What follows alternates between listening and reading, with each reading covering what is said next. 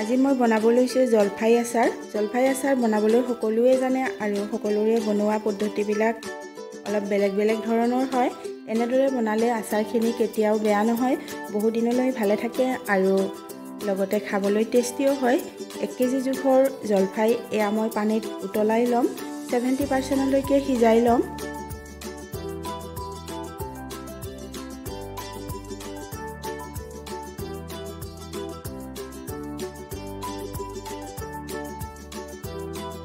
এয়া চাওক, চামুচ এখনলৈ এনেদৰে মই কাটি চাইছোঁ। এয়া ইমানখিনিলৈকে মই সিজাই ল'লোঁ আৰু এতিয়া খৰাহী এটাত পানীখিনি টুকি ল'ম।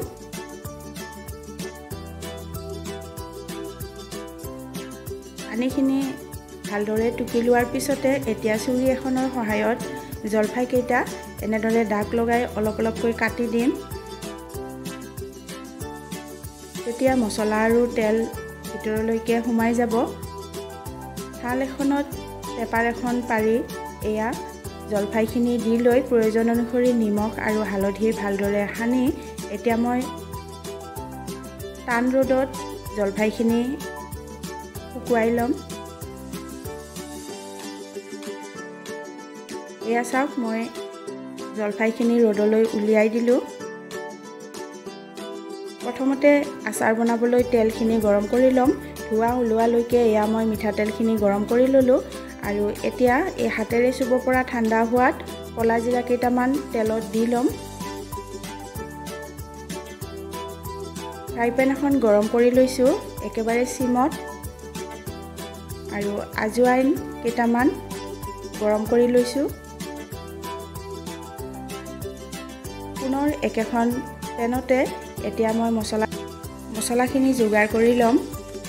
1.5 চামুচ মিঠা মছলা, 1 চামুচ ধনিয়াৰ গুটি, 1 চামুচ জিৰা গোটা জিৰা আৰু আধা চামুচ পৰিমাণৰ মেথি গুটি, লগতে 3টা শুকান জলকীয়া ধুনীয়া এটা সুগন্ধি ওলোৱালৈকে লৰাই থাকি ভাজি ল'ম। মছলাখিনি বেছিকৈ ভাজিবও নালাগে, তেতিয়া তিতা তিতা হয়। এয়া চাওক, মোৰ হৈ গ'ল ভাজি লোৱা।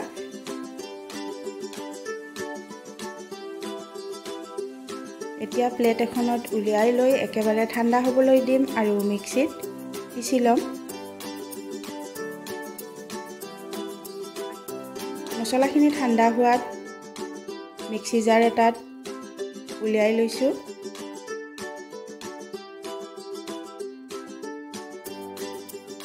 একেবাৰে মিহি নকৰোঁ, এয়া চাওক অলপমান গোটা গোটা থকা তেনেকুৱাতে মছলাখিনি পিচি ল'লোঁ। এতিয়া ভাজি ৰখা আজৱাইনখিনি প্ৰথমতে দি লৈ পিচি লোৱা মছলাখিনি দি লৈছোঁ আৰু অলপমান মই পিছত ব্যৱহাৰ কৰিবলৈ ৰাখি থৈছোঁ।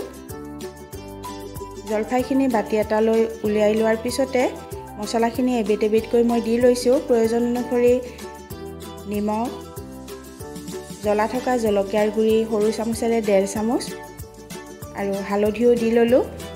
লগতে এয়া গুড় একেবাৰে মিহিকৈ মই ৰুকি লৈছোঁ। গুড় দিলে অলপমান টেঙাৰ ভাৱটো কমে আৰু খাবলৈ ভাল হয়।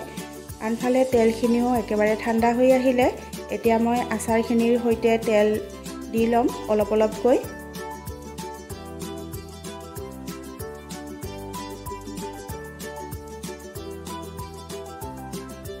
আৰু ভালদৰে সানি ল'ম।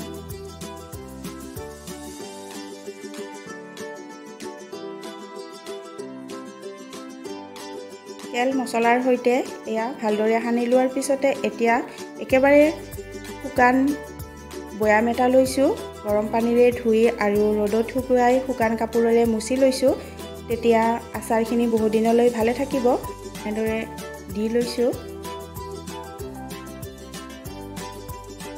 বৈয়ামটো একেবাৰে শুকান পানীৰ ভাৱ থাকিব নালাগে, তেতিয়া আচাৰ বহু দিনলৈ ভালে থাকে।